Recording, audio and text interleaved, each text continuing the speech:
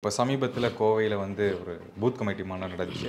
அதில் அவர் வரும்போது வர வழியில் வேனில் வந்து ரசிகர்கள் வந்து ஏறி வணக்கம்லாம் வச்சுட்டு இருந்தாங்க.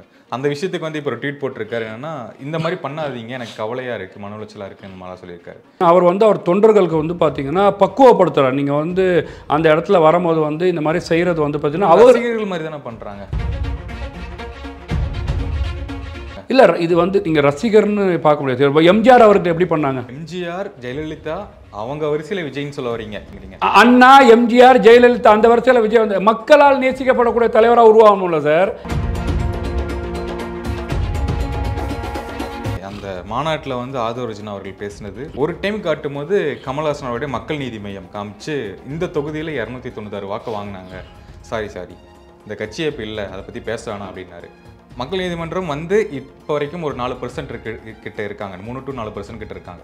அந்த பர்சன்டாவது விஜய் தாண்டுவாரா? இல்லை சார், 4% இருக்காங்கன்னு எப்படி சொல்கிறீங்க? மக்கள் நீதி மையம் கடையை மூடி ரொம்ப நாள் ஆச்சு சார். அந்த கடையை மூடினவர் டிவியெல்லாம் உடைச்சார் பார்த்தீங்களா, லைட் எல்லாம் காமிச்சார். நான் வந்து பார்த்தீங்கன்னா திராவிட அரசியலுக்கு மாற்றா ஒரு அரசியல், ஊழலுக்கு எதிரான்னு சொன்னார். இப்போ ஒரு சீட்டுக்கு உட்காந்துருக்கார் கமலஹாசன். எங்க வந்து யாருக்கிட்ட அரசியல் காட்டுறீங்க? எங்கள் தலைவர் முன்னாடியேவா, அதிமுகவை டிஎம்கேவா அப்படிங்கிற மாதிரிலாம் கேட்டார். அந்த அளவுக்கு இப்போ தாவைக்க என்ன அரசியல் பண்ணியிருக்காங்க? நீங்கள் வந்து பார்த்தீங்கன்னா திமுக அதிமுக அரசியல் பண்ணுங்க, திமுக என்ன அரசியல் பண்ணியிருக்கிறாங்க? திமுக 200 தொகுதிகள் ஜெயிப்போம் உறுதியா தினமும் சொல்லிட்டு வராங்க. 200 தொகுதிகள் அதுக்கு மேலே ஜெயிப்போம். ஜோசியக்காரங்களா? ஜோசிங்க கட்சி ஆரம்பிச்சிட்டாரு. இப்போ கட்சி ஆரம்பிச்சுட்டு இந்த படம் வந்து தேவையா, என்ன பண்றாரு, இந்த ஷூட்டிங் போயிட்டு எப்போ வருவார், களத்துக்குள்ள எப்போ வருவார் அப்படிங்கிற கேள்வி தான் போய்கிட்டு. யார் சார் கேட்க? நான் கேட்டேன், கட்சி ஆரம்பிச்சுட்டு பொதுமக்கள் இருந்து எல்லாத்துக்கும் கேள்வி. அது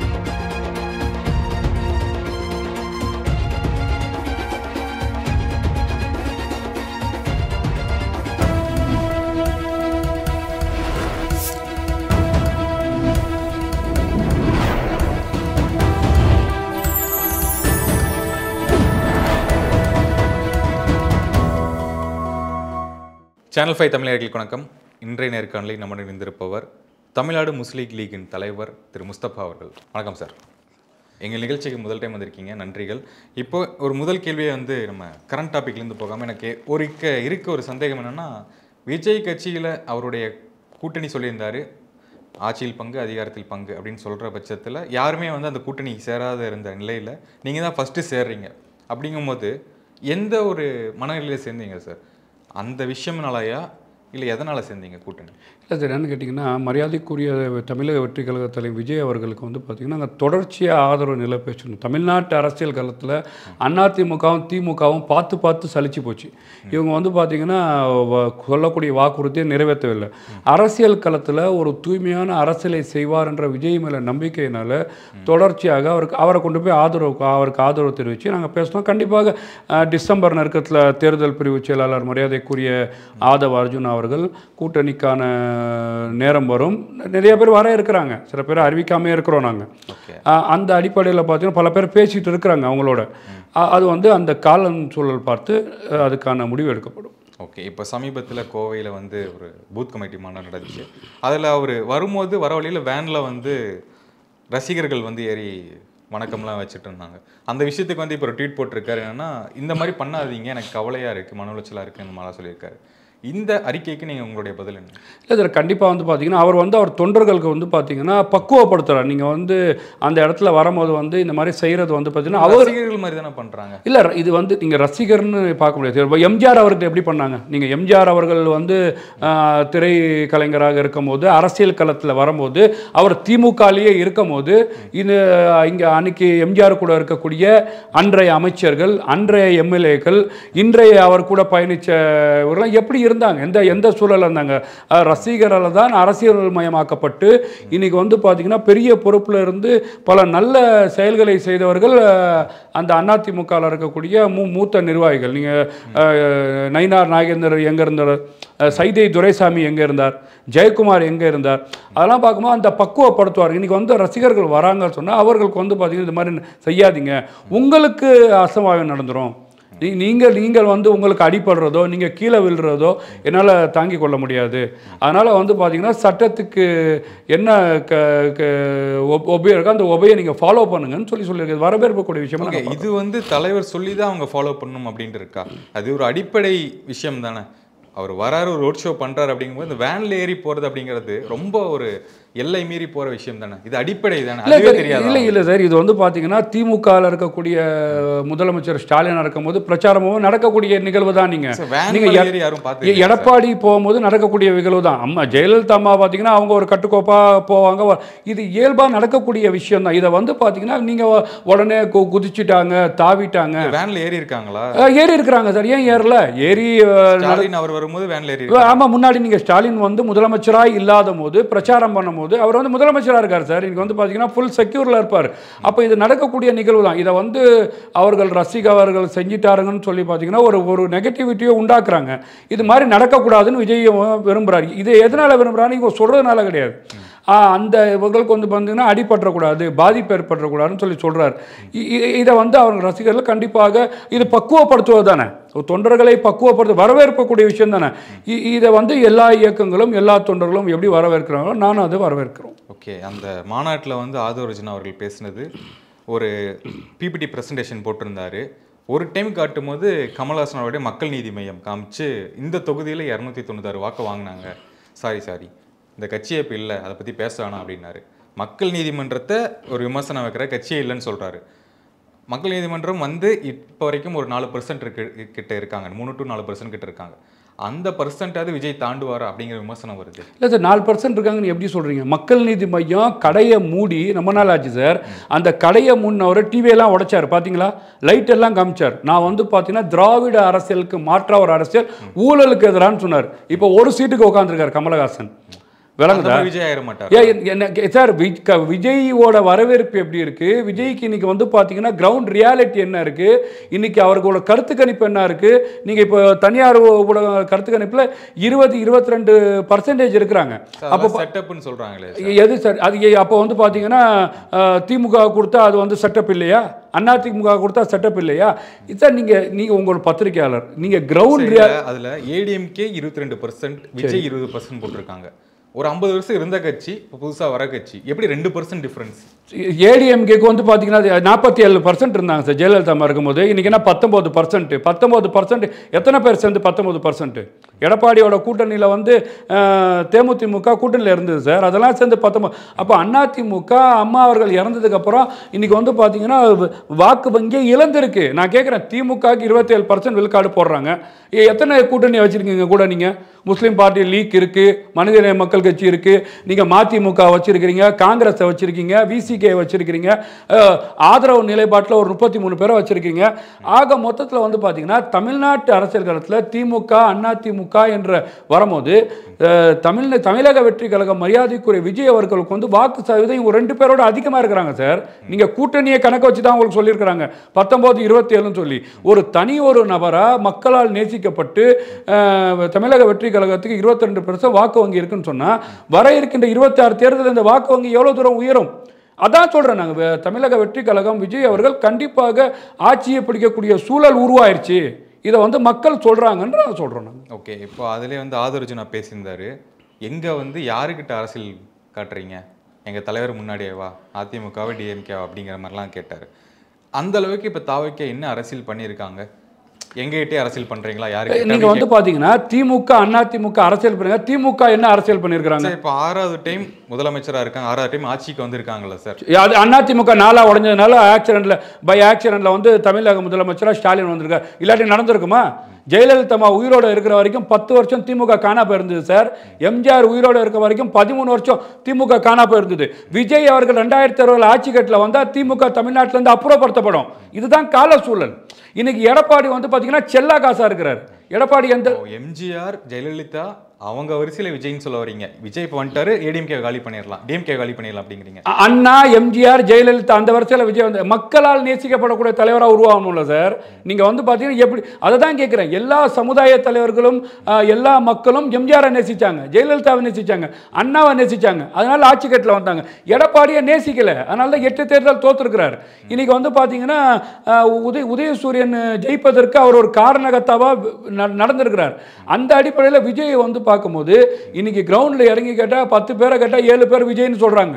நீங்கள் ஒவ்வொரு ஒரு இஸ்லாமியர் வீட்டுக்கு வந்து கமலஹாசனுக்கும் நடந்தது சார். அவர் வரும்போது நீங்கள் யார்கிட்ட போய் கேட்டாலும் 10ல் 5 சார். கமலஹாசன் காலங்கடந்து அரசியலுக்கு வந்தார் சார். நரமுடி வந்ததுக்கு அப்புறம் அரசியலுக்கு வந்தார் சார். கமலஹாசன் வந்து பார்த்தீங்கன்னா கமலஹாசனை எத்தனை பேர் ஏற்றுக்கிட்டாங்க சார்? கமலஹாசனோட கொள்கை என்ன சொன்னார்? நான் கேட்குறேன். கமலஹாசன் 3.9 வந்ததுக்கு அப்புறம் களத்தில் நின்னாரா? விஜய் வர அரசியல் வர வயசு என்ன? விஜய் வந்து கமலஹாசன் வந்து பார்த்தீங்கன்னா நான் அரசியலுக்காக வந்துட்டேன், மக்கள் சேவைக்காக வந்துட்டேன்னு சொன்னாரா? கமலஹாசன் வந்ததுக்கு படத்தில் நடிக்க போகிறேன்னு சொல்லிட்டு போனார். பிக் பாஸ் நடிச்சிட்டு இருந்தார். இவர் என்ன சொல்கிறான்னு தெரியுமா? ஜனநாயக அப்புறம் நான் அரசியல் நடிப்பில் இல்லைங்க, நம்ம மக்கள் பணியை செய்ய வரேன், மக்களுக்கு தொண்டாட்ட வரேன், தூய்மையான அரசியலை சிறுவாணி தண்ணி மாதிரி கொடுக்க வரேன். இதை வந்து மக்கள் எடுத்துக்குவாங்க சார். நீங்கள் முழுக்க நீங்கள் இப்படி பாருங்கள். நீங்கள் கமலஹாசனையும் மரியாதைக்குரிய விஜய் அவர்களை ஒப்பிடுவதற்கு பார்த்தீங்கன்னா மலைக்கும் மடுக்கும் வித்தியாசங்க. விஜய் வந்து மலை, கமலஹாசன் மடு. இதுக்கு நீங்கள் வந்து ஒப்பிடுகிற தேவையே இல்லையே. 8 விழுக்காடு வச்சுக்கின்ற சீமானே வந்து பார்த்தீங்கன்னா கடையை சாத்தி வச்சிருக்கிறாரு. இன்னைக்கு 2 விழுக்காடாக மாறி இருக்கிறாரு. பெரியாரை பற்றி பேசுவது, நீங்கள் வந்து இந்த சந்தை இந்த பக்கமாக அந்த பக்கமாக கேட்பது, அந்த ஒரு வௌத்தரிச்சின் வெளிப்பாடு தான். இன்னைக்கு வந்து பார்த்தீங்கன்னா விஜய் வந்து பார்த்தீங்கன்னா என்னோட 6% எடுத்துட்டு போறாரு இன்னைக்கு அப்படின்னு அவர் சொன்னாரா? வேற என்ன சார்? இன்னைக்கு சீமானுக்கு என்ன வாக்கு வங்கி இருக்கு? 2% சீமான் சார். 8% எப்போ இந்த தேர்தலை பார்ப்போமே 2026 சீமான். அதுதான் நான் சொல்றேன். நீங்க கூட்டணியே இல்லாத சொன்ன சீமான் பாத்தீங்கன்னா அண்ணாமலையை புகழ்ந்து பேசுறாரு, அண்ணாமலை பக்கத்துல போய் உட்கார்றாரு. இதுல என்ன நினைக்கிறாரு சீமான் நினைச்சீங்கன்னா, நம்ம தனியா நின்று அம்பலப்பட்டு போயிடுவோம், தமிழ்நாட்டு காலத்தில் அசிங்கமாயிரும். நம்மளுக்கு என்ன பண்ணலாம்? இவ்வளவு நாளா தனியாக சார் வராரு. அவருக்கு அந்த தோல்வியெல்லாம் பெரிய விஷயமா எடுத்துக்காம நிற்கிறார். 8% உள்ளவர் 2% வாங்க போறது தோல்வி அசிங்கமா இருக்கிறதா? அப்ப பிஜேபி மாதிரி எடப்பாடி முதுகுல சவாரி செல்லாம் நினைக்க மாட்டாரா? எப்படி ஆகும்னு கேட்கிறேன். 2% ஆகுங்கிறீங்களா? எப்படி ஆகும் சார்? இளைஞர்களோட வாக்கு நான் கேட்கிறேன் சார். சீமானோட கொள்கையை என்ன கொள்கையை மக்கள் ஏத்துக்கிட்டாங்க? சீமான் கிட்ட இருந்தா எம்எல்ஏ ஆக முடியுமா? எம்பி ஆக முடியுமா? மினிஸ்டர் ஆக முடியுமா? இந்த தமிழ்நாட்டு மக்களுக்காக பாராளுமன்றத்திலும் சட்டமன்றத்திலும் பேச முடியுமா? எதுக்கு வெறும் வந்து வசூல் பண்றதுக்கு வந்து இயக்கத்தை நடத்திட்டு போக முடியுமா? எதுக்கு இயக்கத்தை நடத்துங்க? விளம்பரத்துக்கா? பிரபலத்துக்கா? அந்த பார்ட்டி ஒரு அரசியல் கட்சியில் வரான்னு சொன்னான் சார். கவுன்சிலர் ஆகணும், ஒன்றிய கவுன்சிலர், இதெல்லாம் இருக்கும் சார். அப்படி இல்லைன்னு சொன்னா என்ஜிஓ நடத்திட்டு போயிடுவானே. சீமான் கட்சியில் இருக்கிற தம்பிமார்கள் என்ஜிஓக்கு போயிடலாமே. எவ்வளோ சேவை இருக்கு. என்ஜிஓ வந்து மீனவர்களுக்காக குரல் கொடுக்குறாங்க, கனிம வளத்துக்கு குரல் கொடுக்குறாங்க, கச்சத்தீவு குரல் கொடுக்குறாங்க, இஸ்லாமியர் பாதிக்கப்பட்ட குரல் கொடுக்குறாங்க, பட்டியலினமால் பாதிக்கப்பட்ட குரல் கொடுக்குறாங்க. தமிழ்நாட்டில் எவ்வளோ என்ஜிஓ அந்த வேலையை பண்ணிட்டு இருக்கு சார். ரத்த தான முகாம் நடத்துகிறாங்க, முதியோர் இல்லத்தை வச்சு நடத்துகிறாங்க, அனாதை இல்லத்தை வச்சு நடத்துகிறாங்க. இது எல்லாம் பார்த்தீங்கன்னா சீமான் வந்து இவ்வளோ தூரம் இறங்கி கத்துவதனால் என்ன அந்த கேடர்ஸ்க்கும் தமிழ்நாட்டு மக்களுக்கு என்ன பிரயோஜனம்? ஒரு 10 பைசா பிரயோஜனம் கிடையாது. மாநில கட்சின்னு ஒரு அங்கீகாரம் வாங்கியிருக்காரு சார். இவ்வளவு வருஷம் இருந்ததுக்கு இந்த % வச்சதுக்கு என்ன சாதிச்சிருக்கிறார் சார்? என்ன வென்று எடுத்திருக்கிறார் சார்? காசு தராம ஓட்டு வாங்கிட்டு இருக்காரு சார். அந்த ஓட்டை வச்சு அவருடைய மார்ஜின் வந்து 1 லட்சம் to 1.5 லட்சம் 2 லட்சம். அந்த ஓட்டை வச்சு என்ன பண்ண சார்? அந்த ஓட்டு அவருக்கு வச்சு வந்த ஓட்டை வச்சு என்ன பண்ண முடியும்? நீங்க கடைசியில போய் அண்ணா எந்த அண்ணாமலை விஜய் அவரை வந்து முன்னாடி இருக்க சீமானா நான் பாக்குறேன் சார். புரியல என்னதுன்னு. இப்ப விஜய் அவர் வராரு, தனியா நிக்கிறாரு. அப்படிங்கும்போது இததான் சீமான் அவர்கள் முன்னாடி பண்ணிருக்காரு. அதிமுக திமுக எதிர்ப்பா வந்து நிக்கிறாரு அப்படின்னு தான் நான் பாக்குறேன். ஏத்துக்கலையாங்க விஜய் அவர்கள் வந்த வரவேற்பு தமிழ்நாட்டில் ஒரு சினிமா ப்ராப்ளம். விஜய் அவர்கள் வரும்போது 22% சார். சீமான் வரும்போது 1%. இன்னைக்கு வந்து 2% களத்தில் நிற்கலாம். விஜய் அவர்கள் வரும்போது வந்து நீங்கள் வந்து கமலஹாசனோடையும் கமலஹாசனோடையும் சீமானோடையும் விஜய் அவர்களை ஒப்பிடுறதே வந்து தவறு சார். நீங்கள் வந்து திமுகவுக்கு மாற்று. புரியுதா உங்களுக்கு? தமிழ்நாட்டில் திமுக ஆட்சி நடக்குது. திமுக ஆட்சி ஊழலற்ற ஆட்சி, மதவாத ஆட்சி. இன்னைக்கு பிஜேபிக்கு வந்து பார்த்தீங்கன்னா முட்டு கொடுக்குற ஆட்சி. இதை எதிர்த்து பாசிசத்தையும் திராவிட திமுகவும் எதிர்த்து அரசியல் செய்யக்கூடிய விஜயை வந்து நீங்கள் ஒன்றுமில்லாத சீமானோடையும் கடைய முன்ன காணா போன கமலஹாசனோடையும் ஒப்பிடுறது வந்து எந்த விதத்தில் ஏற்றுக்க முடியும்? ஓகே, இங்கே அதிமுகன்னு ஒரு கட்சி இருக்குது, பாஜகவுடன் கூட்டணி. இந்த பக்கம் திமுக 200 தொகுதிகள் ஜெயிப்போம் உறுதியா. தினமும் சொல்லிட்டு வராங்க 200 தொகுதிகள் அதுக்கு மேல ஜோசியக்காரங்களா ஜோசிங்க கணிப்பு சார், அதுக்கான வேலைகள் பார்க்க இந்த கணிப்பு தான் மோடி பார்த்தாருங்க. 400ன்னு சொன்னாரு பாத்தீங்களா? மன்ன கவி உட்காந்துருக்காரு. உங்க ஆணவம் உங்க அகங்காரம் எல்லாம் வந்து தமிழ்நாட்டுல அழிஞ்சு போயிருவீங்க. இப்ப நீங்க நான் கேட்கறேன் 200 சொல்றதுக்கு என்ன தகுதி இருக்கு? பெட்ரோல் விலையை குறைச்சிட்டீங்களா? டீசல் விலையை குறைச்சிட்டீங்களா? சிலிண்டருக்கு 100 ரூபாய் மானியம் கொடுத்தீங்களா? நீங்க வந்து தமிழ்நாட்டில் வந்து சட்டம் ஒழுங்கை பாதுகாத்தீங்களா?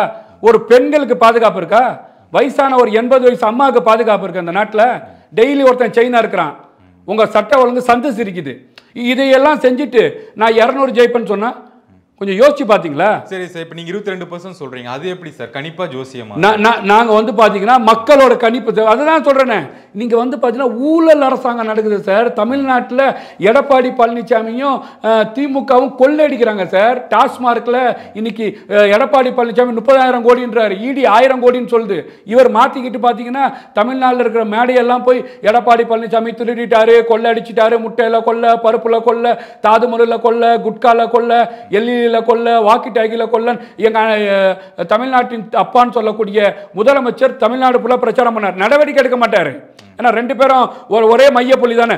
நீ ஆட்சிக்கு வந்தா நீ அடிப்பா கொள்ள, நான் ஆட்சிக்கு வந்தா நான் அடிக்கிறம்பா கொள்ள. இந்த 2 கொள்ளைகளையும் முகம் வித்திரிச்சு காட்டுவது இடத்துல விஜய் இருக்கிறாரு. தமிழ்நாட்டு மக்கள் இதை தான் சார், ஊழலற்ற ஆட்சி தானே வேணும்னு நினைக்கிறாங்க. இன்னைக்கு கொடுக்குற 1000 ரூபா வேணுமா நினைக்கிறாங்க? நீங்க 1000 ரூபா கொடுப்பீங்க, அப்புறம் பிச்சை 1000 ரூபான்னு சொல்லுவீங்க, பஸ்ஸை கொடுப்பீங்க ஓசி பஸ்ன்னு சொல்லுவீங்க. உங்களுக்கு பேச தெரியாதா? 1000 ரூபா உனக்கு 9,000 ரூபாவா? நீங்க 9,000 ரூபா வாங்குறான்னு சொல்லிட்டு உனக்கு 1000 ரூபா நிப்பாட்டுறோன்னு பிரச்சனை வச்சு மிரட்டுவீங்க. இவ்வளோ கேவலமான ஒரு அரசியலை செஞ்சுட்டு இன்னைக்கு சட்ட ஒழுங்கு சந்தை சீரிக்கை வச்சுட்டு நீங்க எந்த இதில் 200ன்னு சொல்றீங்க? அவ்வளோ ஆணவமா? அவ்வளோ ஆணவத்தின் உச்சமா? நான் கேட்குறேன், நீங்க மாசம் கரண்ட் பில் லீடிங் எடுப்பேன் நீங்களா எடுத்தீங்களா? அதுக்கு மாறாக அதை லீடிங்கை வந்து உயர்த்துனீங்க, சொத்து வரியை உயர்த்துனீங்க. நீங்க இன்னொன்று சொன்னாங்க சார், நாங்கள் வந்த உடனே பார்த்தீங்கன்னா எடப்பாடி வேஸ்ட்டுங்க, மத்தியில் இருக்கிற பாஜக தமிழ்நாட்டை அடிக்குதுங்க, நாங்கள் கையில் பார்த்தீங்கன்னா ஒரு விளக்கு ஒன்று வச்சுருக்கிறோம், அந்த விளக்கு அப்படி தேய்ச்சோன்னு வச்சுக்கோங்களேன் நீட்டே இல்லாமல் ஆகிக்கிறோம். நீங்கள் கிழிச்சிட்டிங்களா? என்ன பண்ணீங்க? சட்டமன்றத்தை ஒரு தீர்மானம் போட்டீங்க. இந்த தீர்மானத்தை பார்த்து பார்த்து பார்த்து தலைவலிக்குது சார். கச்சை தீர்வு தீர்மானம், வக்போர்டுக்கு தீர்மானம், என்ஐஏக்கு தீர்மானம், நீட்டுக்கு தீர்மானம். இந்த தீர்மானத்தை என்ன பண்ண? கண்ணாடி பாட்டிலில் போட்டு வினிகர் ஊற்றி ஊறுகாய் போடவா? கேவலமா இருக்கு சார். தீர்மானம் எடுத்துக்கிட்டான் சார், ஒரு 100 சொல்றாங்கன்னா அதுல 70% தான் கம்ப்ளீட் பண்ண முடியும். இது 30% வந்து யாருமே பண்ணது கிடையாது. எது ஒரு தீர்மானங்கள் 100 தீர்மானங்கள் சொல்றாங்கன்னா 70 தீர்மானம் நிறைவேற்றிடுவாங்க. 30 வந்து பண்ணக்கூடிய சாத்தியம் அல்லாததான் இருக்குமே தவிர யாரும் அது பண்ணது இல்லை. இல்லை, என்ன தீர்மானத்தை நிறைவேற்றிருக்காங்க சார்? நான் கேட்குறேன், நீங்கள் வந்து நீங்கள் தானே வாக்குறுதி கொடுத்தீங்க. யார் துணை முதலமைச்சரும் முதலமைச்சரும் நாங்கள் வந்துட்டா நீட் இல்லாமல் ஆகும்னு வாக்குறுதி. அதில் என்ன சார் பண்ணீங்க? கொஞ்சம் யோசிச்சு பார்த்தீங்களா? இந்த வக்போர்டுக்கு நீங்கள் ஒரு சுப்ரீம் கோர்ட்டில் போய் கேஸ் போட்டிங்களா சார்? என்ன நீங்கள் வந்து வில்சனை வச்சு தான் உங்கள் கேஸை வாதாடுவீங்களா சார்? ஒரு சீனியர் லாயரை கூட வைக்கல சார். அப்போ நீங்கள் இஸ்லாமியரை ஏமாத்துறீங்களே. தலைவர் விஜய் அவர்கள் சிங்வி போன்ற லாயரை வச்சு அங்கே வந்து வாதாடி இருக்கிறாரு. பட்டியலில் சிங்வி பேர் வருது. சிங்விக்கு வந்து இவங்க வந்து பணம் கொடுத்துக்கிறாங்க. நான் கேட்குறேன், இது எல்லாம் வந்து ஏன் நீங்கள் கண் தொழிப்பு நாடகம் ஆடுறீங்க? எதுக்கு பாஜகவுக்கு பயப்படுறீங்க? பாஜகவுக்கு ஏன் வந்து முதுகோலியாக வந்து தோளில் கையில் போட்டுக்கிட்டு இங்கே வந்து எதிர்க்கிற மாதிரி எதிர்க்கிறீங்க? இது எல்லாம் தமிழ்நாட்டு மக்கள் பார்த்துட்டு இருக்கிறாங்க சார். திமுக பாஜக கூட்டணி அந்த மாதிரி சொல்றீங்க? திமுக பாஜகவோட கள்ள கூட்டணின்னு சொல்றேன் சார். இவங்க அபிஷியலா ஆயிட்டாங்களே அதிமுக. நீங்க என்ன ஆபீஸ்னாலும் திமுக வந்து இடி ரைடுன்னு சொல்லி 1000 கோடி ரைடு என்ன நடவடிக்கை எடுத்தாங்களா? கொஞ்சம் யோசிச்சு பார்த்தீங்களா? ஏன் சார் பாஜகவை எதிர்க்கக்கூடிய திமுக தமிழ்நாட்டில் வந்து பார்த்தீங்கன்னா கருப்பு சட்டம், இஸ்லாமியர்களுக்கு பாதிக்கப்பட்டோம், இஸ்லாமியர் வீட்டுக்குள்ளே போய் ஷூவையும் செருப்பையும் போட்டு அவங்க மேலே கைது நடவடிக்கை எடுப்பாங்க. எதுக்குப்பா நீங்கள் என்ஐக்கு ஓட்டு போட்டீங்க? ஏஜென்சிக்கு எதுக்கு ஓட்டு போட்டீங்க? நான் கேட்குறேன், நீங்கள் காஷ்மீரில் அவ்வளோ பெரிய இஷ்யூ நடக்குதா இல்லையா? ஆர்டிகல் 370 வந்து மோடி அரசாங்கம் கொண்டு வந்துச்சா இல்லையா? நீங்கள் உங்களை பாராளுமன்றத்துக்கு தமிழ்நாட்டு மக்கள் எதுக்கு அமைச்சிருக்கிறாங்க? ஒன்று எதிர்த்து வாக்களிக்கணும், இல்லை ஆதரவாக வாக்களிக்கணும். நீங்கள் எதுக்கு வெளிநாடு பண்ணீங்க? இதெல்லாம் கள்ள கூட்டணி கிடையாதா? ஹெச் ராஜா சொல்கிறாரா இல்லையா? நாங்கள் வந்து பார்த்தீங்கன்னா தமிழ்நாடு இங்கே ராம ஜென்ம பூமியாக மாறும்னு. ஏன் அவர் அரெஸ்ட் பண்ணாமல் இருக்கிறீங்க? நான் கேட்குறேன், கேவலமா இல்லையா? திராவிடம் பேசுகிறீங்கள, உங்களுக்கு திராவிடம், பெரியார், அம்பேத்கர், கலைஞர், கருணாநிதி, நாங்கள்லாம் திராவிட பாரம்பரியம், இவ்வளோ வாய்ச்சவடால் பேசுகிற நீங்கள் உங்கள் அப்பா நாணயத்தை ஓப்பன் பண்ணுறதுக்கு ஏப்பா கீவீரமணி இல்லையா? திராவிட பாரம்பரிய ஏன் எதுக்கு நீங்க வந்து பாத்தீங்கன்னா ஒரு ஆர்எஸ்எஸ் கார கூப்பிட்டு வரீங்க? மத்திய அரசு கொடுக்கக்கூடிய மரியாதை அவர் வந்து ஓபன் பண்றாரு. அந்த யாரு சனாதானத்தை எதிர்த்து பேசக்கூடிய மத்திய அரசு கொடுக்க மரியாதையா? இந்த சனாதானத்தை எதிர்த்து பேசினவங்க தான் சார் ஹெச் ராஜாவை எம்எல்ஏ ஆக்குனாங்க. இந்த சனாதானத்தை எதிர்த்து பேசினவங்க தான் கோயம்புத்தூர்ல 19 முஸ்லீம்களை சுட்டு கொண்டாங்க. இந்த சனாதானத்தை எதிர்த்து பேசினவங்க தான் வந்து பார்த்தீங்கன்னா இஸ்லாமிய சிறைவாசலை விடுதலை பண்ணுறேன்னு சொல்லிட்டு சுப்ரீம் கோர்ட்டில் இவங்கெல்லாம் வந்து வந்தால் பாதுகாப்பு இல்லைன்னு அஃபிடேட் தாக்கல் பண்ணாங்க. யார்? இவங்க தான் சனாதானத்தை எதிர்க்கிறவங்களா? யோசிச்சு பார்த்தீங்களா? இந்த சனாதானத்தை எதிர்க்கிறவங்க தான் வந்து பார்த்தீங்கன்னா யாருக்கு இடஒதுக்கீடு வேணான்னு சொல்லி சித்தாந்தத்தை வச்சுருக்காங்களோ, கர்நாடகாவில் இஸ்லாமிய இடஒதுக்கீடை புரிங்கி கோடாஸ்க்கு பிரித்து கொடுக்குறாங்களோ, அந்த பாஜகவோட கொள்கையை இடஒதுக்கீடை உயர்த்தி கொடுக்குறேன்னு நீங்களே இன்றைக்கி ஆட்சி முடிய போகுது சார். என்ன கிழிச்சிங்க? அப்போ முழுக்க முழுக்க பாஜக என்ன எண்ணோட்டமோ அந்த எண்ணோட்டத்தை நீங்கள் பிரதிபலிக்கிறீங்க. ஆனால் என்ன சொல்கிறீங்க? நாங்கள் பாஜக எதிர்க்கிறோம் டெய்லி நீங்கள் சொல்லிக்கிட்டே இருக்கிறீங்க. இஸ்லாமியர் மக்களை ஏமாத்துறதுக்கு இது ஒரு வேஷம் சார். இந்த வேஷத்தை வந்து எவ்வளோ நாள் தான் நீங்கள் ஏமாற்றிட்டு இருக்க முடியும்?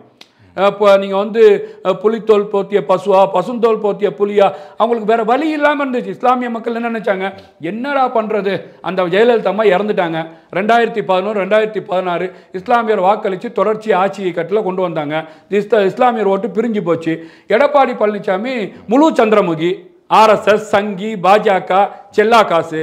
அப்போ தமிழ்நாட்டில் இவர் சொல்கிறாரு நான் தான் பாதுகாவலர்னு. வேறு யாரும் இங்கே நிற்கல. சீமான் வந்து பார்த்தீங்கன்னா பி டீமு, அண்ணாமலையை புகழ்வார், அங்கே போய் உக்காந்துக்கிட்டு மகாராஷ்டிராவில் போயிட்டு பிரச்சாரம் பண்ணுவார். கணக்குப்படி சீமான் வந்து பாஜக கூட்டணி, திமுக கூட்டணி, அதிமுக கூட்டணி அப்படிங்கிற மாதிரி சொல்றீங்க. எல்லாருமே பாஜக கூட தான் உண்மை அதுதான் இருக்கிறாங்க. வேற என்ன? இல்ல அதுதான் விஜய் மேல அவர் மேல இந்த விஜய் ஏற்கனவே பாஜக வந்து பின்னாடி இருக்காங்க, அவர் மூலமா செயல்படுறாங்க, அந்த விமர்சனம் இருக்கு. அவருக்கு புதுக்கு பின்னாடி பொதுச் செயலாளர் புஜியானந்த் தான் இருக்கிறாரு. பாஜக இருக்கிறாங்க. அது நீங்க நினைச்சுக்கலாம் சார்.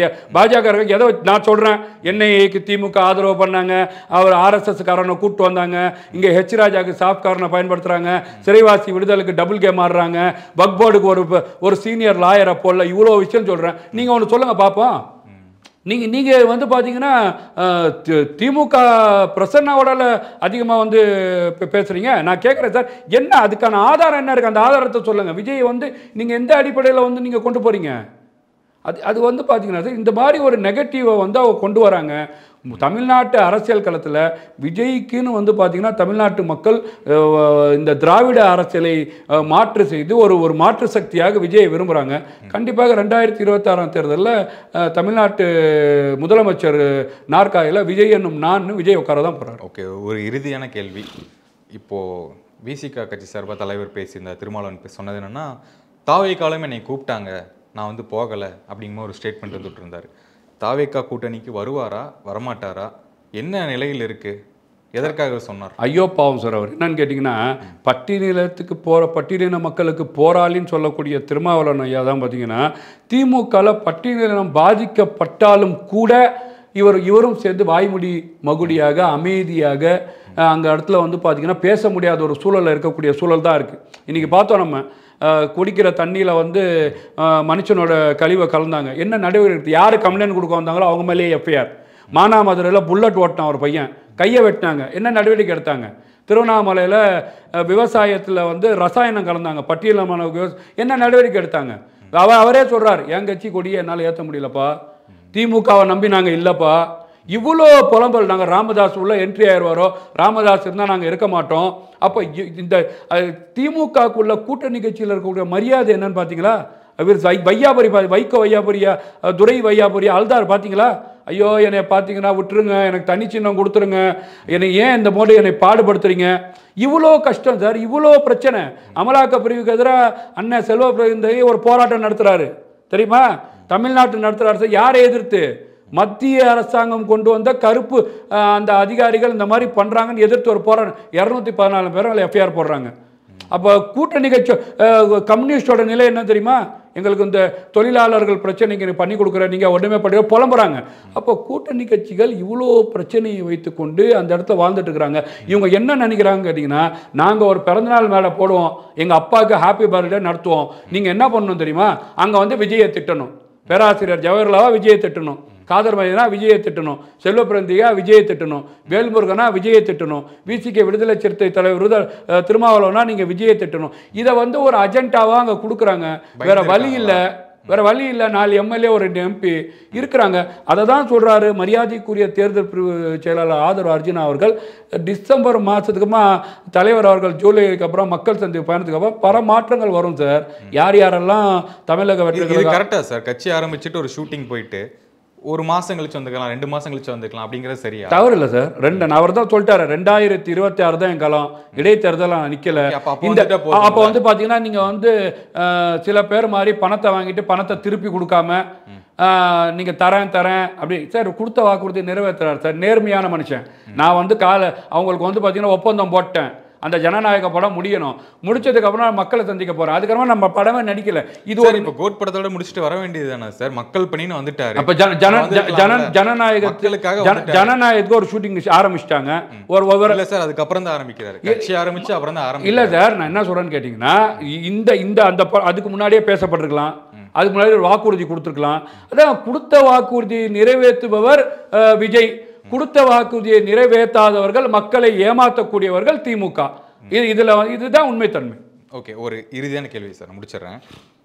கட்சி ஆரம்பிச்சிட்டாரு, இப்போ கட்சி ஆரம்பிச்சுட்டு இந்த படம் வந்து தேவையா, என்ன பண்றாரு, இந்த ஷூட்டிங் போயிட்டு எப்போ வருவார், களத்துக்குள்ள எப்போ வருவார் அப்படிங்கிற கேள்வி தான் போய்கிட்டு. யார் சார் கேட்க? நான் கேட்டேன் கட்சி ஆரம்பிச்சுட்டு பொதுமக்கள் நீங்க வந்து கட்சி ஆரம்பிச்சுட்டு கருணாநிதி வசனம் எழுவலையா, கட்சி ஆரம்பிச்சுட்டு சீரியல்ல நடிக்கலையா, கட்சி ஆரம்பிச்சுட்டு எம்எல்ஏ ஆயிட்டு உதயநிதி படம் நடிக்கலையா, எம்ஜிஆர் படம் நடிக்கலையா சார்? முழுக்க இல்ல சார், இவங்க எல்லாருமே வந்து ஸ்டாப் பண்ணிட்டாங்க.